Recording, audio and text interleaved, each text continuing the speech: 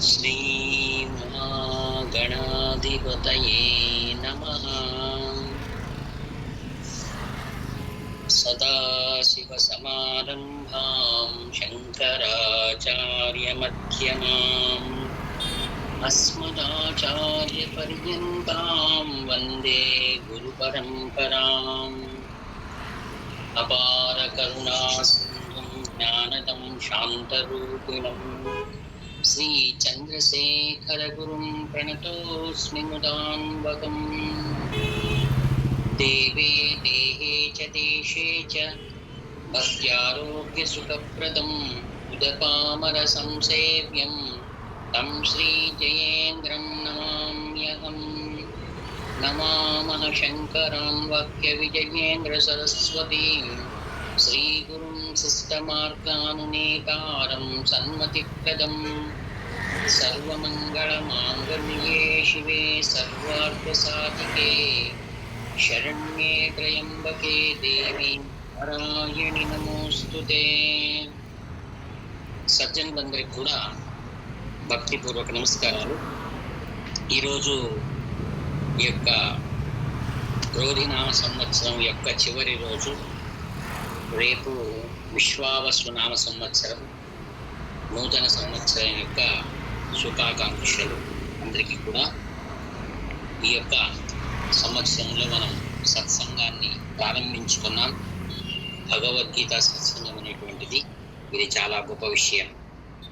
ఈ యొక్క సత్సంగం చాలా చక్కగా జరగాలని ఆ యొక్క విశ్వావసునామ సంవత్సరంలో అందరికీ కూడా భగవంతుడు భక్తి జ్ఞాన వైరాగ్యాలు ఇచ్చి మనందరినీ కూడా సన్మార్గంలో నడిపించాలని ఆ యొక్క భగవాన్ శ్రీకృష్ణ పరమాత్మను ప్రార్థిద్దాం. ఈరోజు నా యొక్క అదృష్టం మహారాష్ట్రలో పూనా దగ్గర ఉన్నటువంటి దేహు గ్రామాన్ని నేను ఈరోజు దర్శించడం జరిగింది.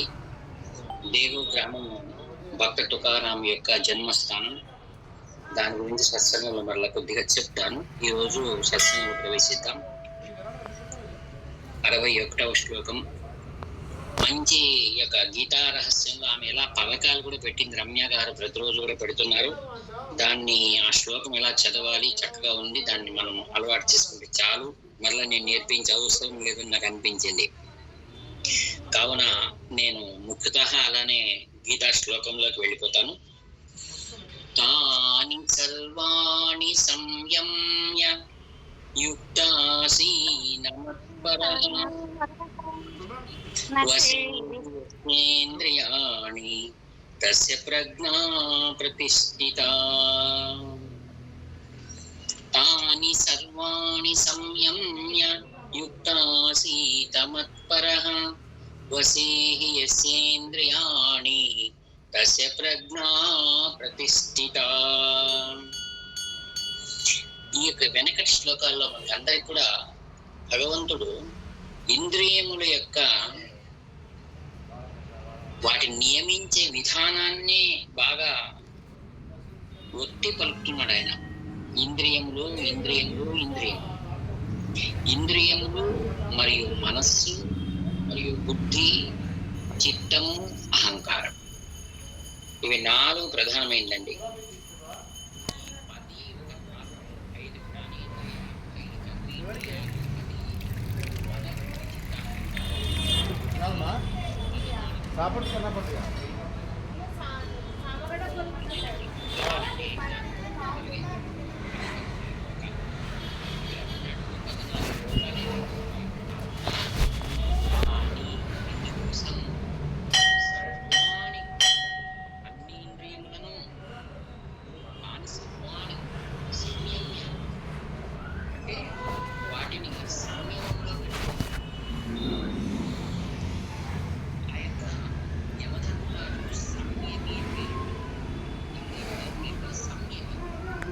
అంటే అందరినీ సరైన నియమములో పెట్టేటువంటి వాడిని సంయమి అంటారు. అంటే మన ఆయు ప్రమాణం ఎలా పెరుగుతుంది, ఆయు ప్రమాణం ఎలా తరుగుతుంది అంటే ఇంద్రియముల యొక్క వ్యాపారాన్ని బట్టి మన యొక్క ఆరోగ్యాన్ని మరియు మన యొక్క ఆయుష్ను పెంచుకోవచ్చని యోగ శాస్త్రాలు చెప్తున్నాయి. అందుకే ఇక్కడ చెప్తున్నాడు, ఓ అర్జున తాని సర్వాణి సంయమ్య, నీవు అన్ని ఇంద్రియములను నీవు సంయమం చేయి. ఎలా ఇంద్రియాలను సంయమం చేయాలంటే ఉపాయం చెప్తున్నాడు ఆయన. యుక్త ఆసీత మత్పరః, వాటిని యుక్తితో నాకు సమర్పించుకున్నాడు. మత్పరః, నాకు అర్పించు అన్నాడు ఇంద్రియాలను. ఇంద్రియాలను భగవంతుడికి ఎలా అర్పించాలి? కర్మేంద్రియాలను ఎలా అర్పించాలి, జ్ఞానేంద్రియాలను ఎలా అర్పించాలి? ఆయనకు మత్పరః అన్నాడు. నాకు అర్పించేసి. ఎలా అనగా కర్మేంద్రియములన్నిటినీ కూడా భగవంతుని ప్రీత్యర్థమైన కర్మలను మనం చేయాలి. ఆయనకి ఇష్టమైన పనులు మనం చేయడం. ఉదాహరణకి ఇంద్రియముల్లో కర్మేంద్రియాలు తీసుకుందాం. కర్మేంద్రియాల్లో మనం ఏం చేస్తామంటే ప్రతిరోజు పూజ కోసం మనం పువ్వులు తీసుకొస్తాం. ఆ పువ్వులను పెంచడం, పువ్వులను తర్వాత వాటిని ఒక దగ్గర చేర్చడం, మాలగా చేర్చడం, భగవంతునికి అర్పించడం. ఇది ఒక కైంకర్యం అంటారు. దీన్ని ఏమంటారు? కైంకర్యం. అంటే కర్మను, లౌకికమైన పనులు చేసేదాన్ని కర్మ అంటారు. భగవదర్పితమై చేసేటువంటి క్రియలను కైంకర్యము అంటారండి. అంటే ఇక్కడ చెప్తున్నాడు, నీ కర్మేంద్రియాలన్నింటినీ కూడా చాలా తెలివిగా భగవదర్పితం చెయ్యి అంటాడు. అలానే ఒక వైద్యుడు ఉన్నాడు.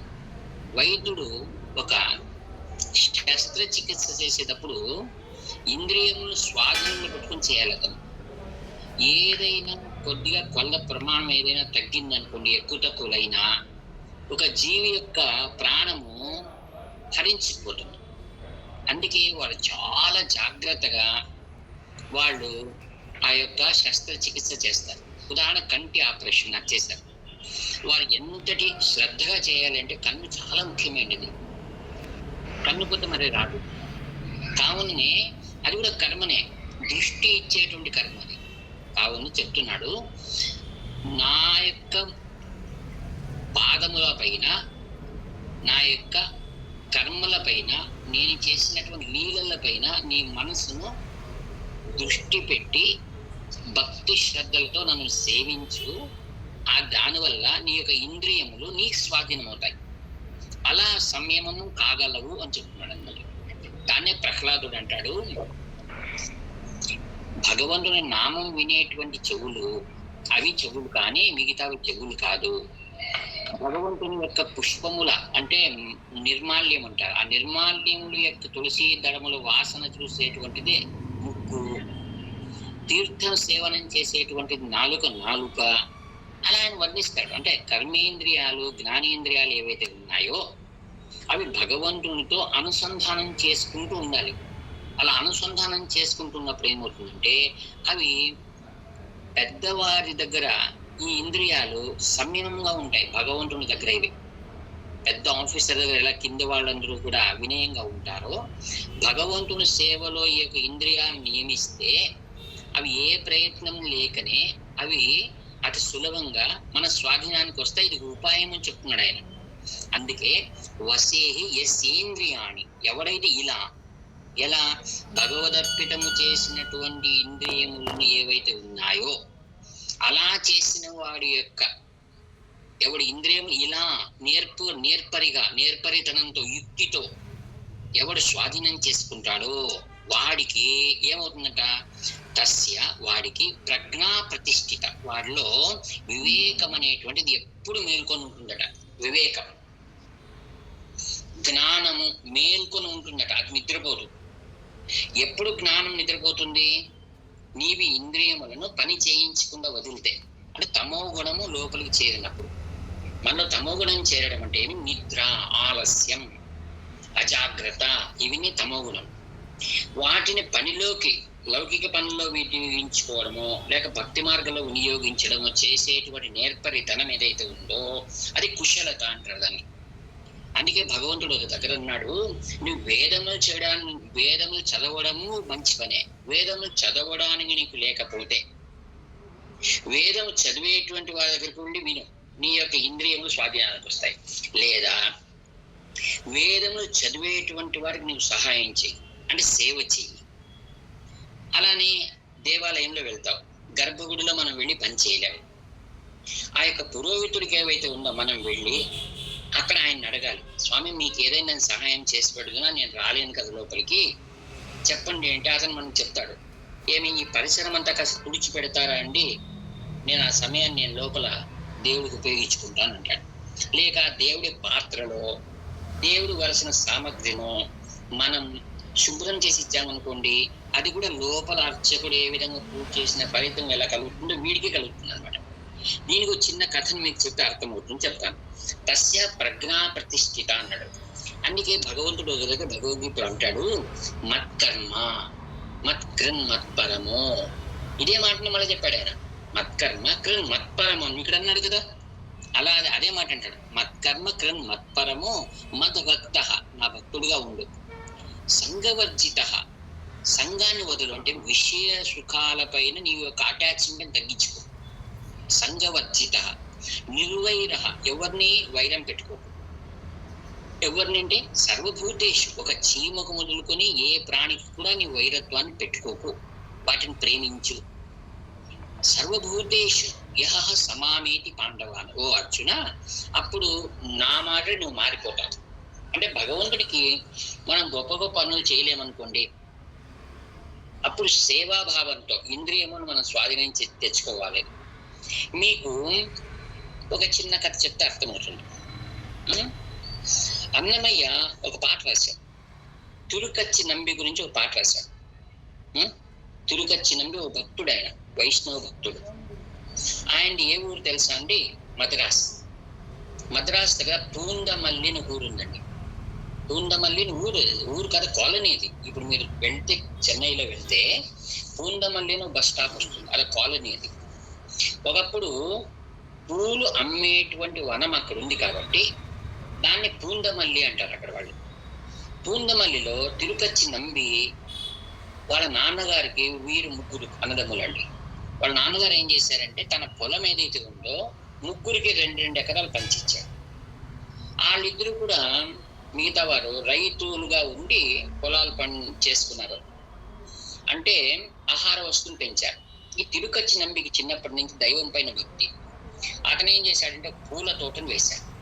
పూల తోటను వేసి వాటిని పూలని సేకరించి మాలలుగా కట్టి చెన్నై నుండి కాంచీపురానికి వచ్చేవాడు. చెన్నై నుండి దాదాపుగా కాంచీకి బస్సులో రావాలంటేనే 1.5 గంట పడుతుంది. అట్లాంటిది ఉదయం తెల్లవారంతా దాన్ని పూలు సేకరించడం, దాన్ని మాలలుగా చేయడం. మాలలు ఎలా కట్టాలి తెలుసా అండి? దారంతో కడితే అది పూజకు పనికిరాదండి. మాలలను దారంతో కడితే మడికి పనికిరాదు, దేవుడికి పనికిరాదు. ఎలా కట్టాలి దాన్ని? ఈ అరటి నారతో మాలలు కట్టాలండి, అదే మడికి పనికొచ్చింది. కంచిలో కూడా అన్ని దేవాలయాల్లో మీరు తమిళనాడులో చూస్తే అరటి నారతోనే పూలహారాలు కడతారండి, అది మడికి పనికొస్తుంది. అలా అరటి నారతో ఆయన కట్టి పెద్ద పెద్ద హారాలను తీసుకొని తిరుకచ్చి నంబి చెన్నై నుండి పూందమల్లి నుంచి కాంచీపురానికి వచ్చేవాడు. అది తలపైన పెట్టుకొని రాడు, చేతులు అలా పట్టుకునే వచ్చేవాడు. వచ్చి ఆ గర్భగుడిలో ఉన్నటువంటి భట్టరు అంటారు ఆయనకు ఆ పూలహారాలు ఇచ్చి, స్వామి అలంకారం చేయండి, వరదరాజ స్వామికి అలంకారం చేస్తే ఒకరోజు ఆయన గర్భగుడి బయట నిల్చుకున్నాడు తిరుకచ్చి నంబి. ఆయనకు లోపల ఆ విష్ణువుకు ఎండాకాలంలో ఏమో ఆయన ఒంటి నుండి కూడా చెమటలు వస్తున్నాయి. తిరుకచ్చి నంబి చెప్పాడు, భట్రు లోపల స్వామికి చెమటలు కారుతున్నాయండి అని. ఇవిడెవడో పిచ్చివాడు ఉన్నట్టున్నాడు, ఎక్కడైనా విగ్రహం నుంచి అట్లా చెమట వస్తుందా అని. ఆయన పట్టించుకోడు. మరి 5 నిమిషాలకి స్వామి చెమటలు కారిపోతున్నాయండి, కాస్త తుడవండి అన్నాడు. ఏంట్రా ఇట్లా చెప్తున్నాడు అనుకున్నాడు, పట్టించుకోలేదు. అప్పుడు 3వసారి చెప్పినా పట్టించుకోలేదు. 4వసారి అశరీర వాణి వినపడింది, తిరుకచ్చి నంబి చెప్పినది నిజం అని. భయపడిపోయాడు భక్తుడు. ఏం చేశాడు, ఒక వస్త్రం తీసుకుని వెనకలంతా నీటికి తుడిస్తే చెమటలలా పిండినట్లు వచ్చేసింది. అది భయపడి నిర్ఘాంతపోయాడు. ఎవరు? ఆ భట్టర్.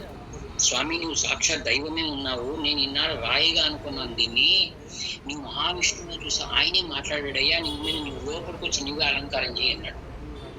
అప్పుడు తిరుకచ్చి నంబి మర్నాడు నుంచి తానే వెళ్ళి ఆ విష్ణువుకు అలంకారం చేసి ఆయన దగ్గర ఏం చేశాడంటే విసునకర తీసుకుని విసురుతుండేటువంటి వాడు, చెమట రాకూడదు అని. ఇలా కొన్ని రోజులు అయిన తర్వాత విష్ణు వరదరాజస్వామి దీంతో మాట్లాడడం ప్రారంభించాడు. తురుకచ్చి నంబితో ఎవరు వాళ్ళిద్దరే ఉన్నారు కదా, అడిగేవాడు. పలహారాలు బాగా చేస్తున్నారా, ప్రసాదాలు బాగా చేస్తున్నారా, అందరూ వస్తున్నారా, అందరికి వసతి బాగుందా అని అడిగేవాడు ఆయన. ఏం చెప్పేవాడు. వీళ్ళిద్దరు మాట్లాడుకుంటున్నది ఏమైపోయిందంటే, ఆ కాంచీపురంలో అందరికి ప్రసిద్ధి అయిపోయింది. తిరుపతి నంబి విష్ణు వరదరాజ స్వామితో మాట్లాడతాడు, ఆయన ఇంత మాట్లాడతాడు. మీరు ఆశ్చర్యపోవచ్చు, శ్రీ రామానుజాచార్యులు మహావైష్ణవుడు కదండి ఆయన.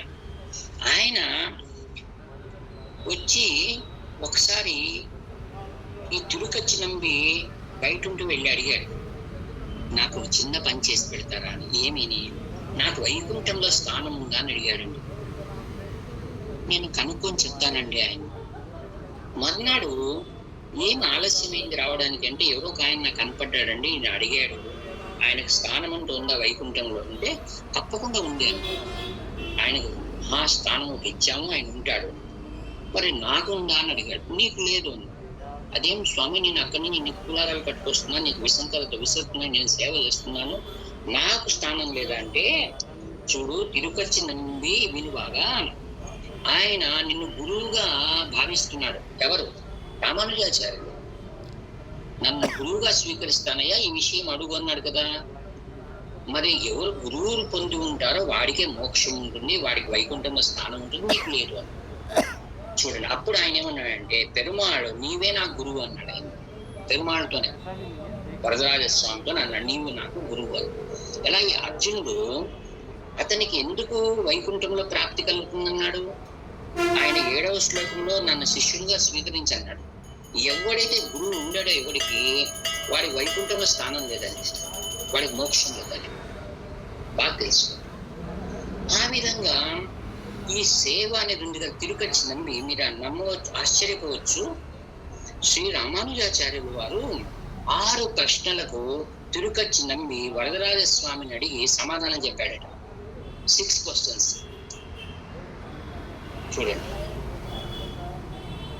వైష్ణవ ధర్మంలోనే తిరుకచ్చి నంబి చాలా ప్రసిద్ధి. అందుకే అన్నమాచార్య రాస్తాడు, తిరుకచ్చి నంబికి నీవు అక్కడ పిలిచావు, ఆయన వెళ్ళిన చోట ఆయనతో మాట్లాడావు, ఆయనతో సేవ తీసుకున్నావు అని అన్నమయ్య రాశాడు.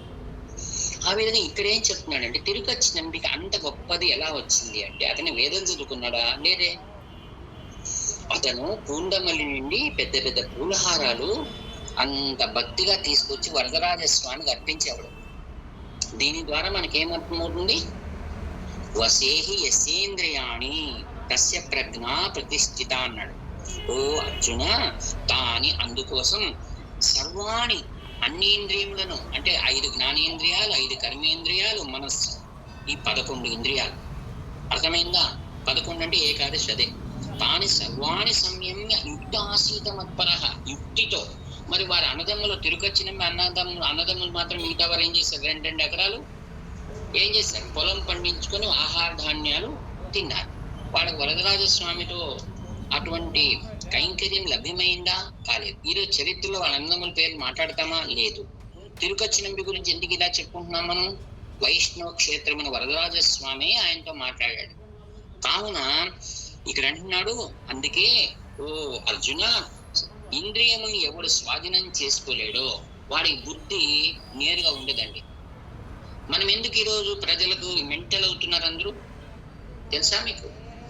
మనం చాలా చాలా బోర్లు చూస్తుంటాం అక్కడ, ఈ మనిషి తగ్గిపోయాడు ఇంటి నుండి. ఏ వయసు తెలుసా? కొంతమంది 10th ఫెయిల్ అయిన వాళ్ళు వెళ్ళిపోతుంటారు, పెళ్ళి 60 ఏళ్ళ వాళ్ళు ఇల్లు ఇచ్చిపెట్టి వెళ్ళిపోతుంటారు. ఎందుకు అలా వెళ్ళిపోతున్నారు వాళ్ళంతా? తెలుసు కదా మీకు. ఎందుకు? మనసు స్వాధీనం లేదు, బుద్ధి స్వాధీనం లేదు. ఎప్పుడు మనసు స్వాధీనం ఉండదో బుద్ధి స్వాధీనం ఉండదండి. అందుకే రావణాసుడి యొక్క మనసు స్వాధీనం లేదు. వాడు తపస్సులు చేయడం వేరే, అయితే అవి ఇంద్రియాలకి స్వాధీనం కాలేదు. ఎవరికి? రావణాసుడికి. ఇంద్రియాల స్వాధీనం ఎలా అవుతాయి? ఆంజనేయ స్వామికి ఎందుకు స్వాధీనమైనాయి? ఆంజనేయ స్వామి భక్తి ద్వారా శ్రీరాములు వారి సేవకు తన ఇంద్రియాలను ఉపయోగించాడు. అందుకే దేహాన్ని కాల్చుకున్నాడు. చూడండి, ఓ భక్తుడు రాముడు. ఎందుకు మనం హనుమంతుని ఇంటూ చిరంజీవి ఆయన ఎందుకు మనం ఈ విధంగా పూజిస్తున్నాం చెప్పండి? ఎవడైతే అలా ఆంజనేయ స్వామి మాదిరిగా తోకను ఎవరు కాల్చుకుంటారండి? రాముల వారి సేవ కోసం ఎవరిని చేస్తారా? పరిగెత్తిపోతారు. వాడి ఇల్లు వాడి తోక కాల్చినప్పుడు దొరకకుండా తప్పించుకొని వెళ్ళిపోతారు. దొరుకుతాయా వానరాలలా? మరి హనుమంతుడు ఎంత బలవంతుడు కదా, ఎందుకు తప్పించుకొని పోలేదు? ఓహో, రామకార్యంలో ఒకవేళ నా పుచ్చమునకు, నా తోకకు వాళ్ళు నిప్పు పెట్టినా నా చరిత్రలో మిగిలిపోతుంది. రాముల వారి కోసం నేను యజ్ఞయాగాదులు చేస్తారు మహావిష్ణువు యొక్క సంప్రీతికి. నేను నా శరీరంలో ఉన్న తోకని యజ్ఞానికి ఆహుతి చేస్తాను అడతాను.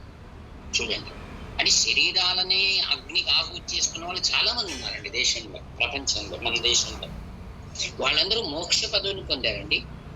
అలా అగ్నికి కాల్చుకోవడం అంటే ఏం తెలిసిన, ఇంద్రియాలను తప్పింప చేయడం అంటే దాన్ని బాగా మంటలో వేసి చేసినట్లు దాన్ని అలా చేసుకుంటారు. తపస్సు చేసి చేయడం ఆహారాలు, నీళ్లు, వాటిని కూడా వదిలి ఎక్కువసేపు ధ్యానం చేస్తుంటారు.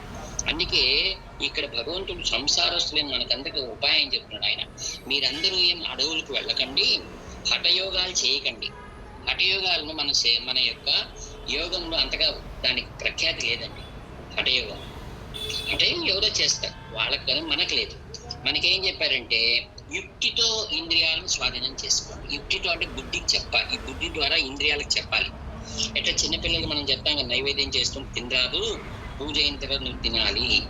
అలానే స్నానం చేసి గుడికి వెళ్ళాలి, అక్కడ వెళ్ళి అలా వచ్చేయకూడదు, మొబైల్ చేసుకుంటూ కూర్చోకూడదు. గుడిలో ప్రదక్షిణం చేసినప్పుడు ఆ విగ్రహాలను చూడాలి, శిల్పాలు చూడాలి, అన్నిటిని తెలుసుకొని రావాలి. అలా పరిగెత్తుకొని రాకూడదు దేవాలయాలకు వెళ్ళినప్పుడు. పూర్వకాలంలో అంత పెద్ద దేవాలయం మనకి ఈరోజు దర్శనమిస్తున్నాయి కదా, అన్ని దేవాలయాలు 3 ప్రదక్షిణాలు వేస్తే చాలు మన ఆరోగ్యం కుదుటపడుతుంది. ఎప్పుడు వెళ్ళేవారు వాళ్ళు? బ్రాహ్మీ ముహూర్తంలో వెళ్ళేవారు. ఇప్పుడంతా ఎలా వెళ్తున్నారు చెప్పండి? సినిమాకు వెళ్ళాలంటే 1 గంట ముందు తయారై వెళ్తారు. ఈరోజు మనం దేవాలయానికి వెళ్ళాలంటే మాత్రం బ్రాహ్మీ ముహూర్తంలో వెళ్ళరు. అంతా జనం రావాలి, నన్ను చూడాలి, అన్ని ప్రదర్శన ఎక్కువ. అప్పుడు దర్శనం ఎలా దొరుకుతుంది? ప్రదర్శన చేయించి మన ప్రదర్శన మనం చేసుకుంటే దేవుడి దర్శనం మనకి ఎట్లా దొరుకుతుంది? కావున దేవాలయాలకు మరియు ఇంట్లో శుభకార్యాలను కూడా బ్రాహ్మీ ముహూర్తంలో చేసుకోవాలని చెప్పారు. బ్రాహ్మీ ముహూర్తంలో చేసే వాళ్ళను బ్రాహ్మణులు అంటారు. ఏమండి, జాతి వలన కాదు, నీతి వలన, ఆచారం వలన, సంప్రదాయాలను పాటించడం ద్వారా ఇవన్నీ మనకు ఎలా లభ్యమవుతాయంటే మనం భగవంతుని స్వరూపమైనటువంటి గురువు యొక్క సేవలో మనం ఉంటే వారు నెమ్మదిగా మనకి ఈ అనుగ్రహాన్ని కలిగిస్తారు. కావున అర్జునుడు అటువంటి జ్ఞానాన్ని ఈ కురుక్షేత్రంలో పొందాడు. ఈ వాక్పుష్పములన్నీ కూడా గురు చరణాలకు అర్పిస్తూ ఈ యొక్క సంవత్సరానికి వీడుకోలు చెప్తూ, నూతన సంవత్సరానికి స్వాగతం చెప్తూ మీ అందరి శుభం కలగాలని కోరుతూ విరమిస్తాను. ధన్యోస్మి. శివాయ. ధన్యవాదాలు గురువు గారు. గురువు గారండి. శివాయ. గురువు గారండి.